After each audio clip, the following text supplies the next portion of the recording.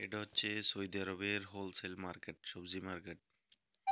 এখানে এভাবেই সাদা সাদা ফিল্ডিনের মধ্যে হোলসেল বিক্রি করা হয়।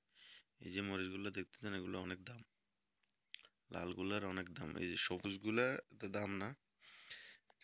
এটা হচ্ছে মালটা, পাশে আছে কমলা। এগুলো এভাবে বিক্রি করা হয় ফিল্ডিনের মাধ্যমে, হোলসেল। এটাও মালটা। তারপরে আছে এগুলো হচ্ছে লেবু, অনেক বড় বড় লেবু।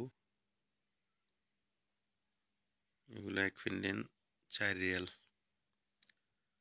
আর পাশে আছে এই যে 3 ফল, যেটার নাম কোরআন শরীফে উল্লেখ আছে, 3 ফল।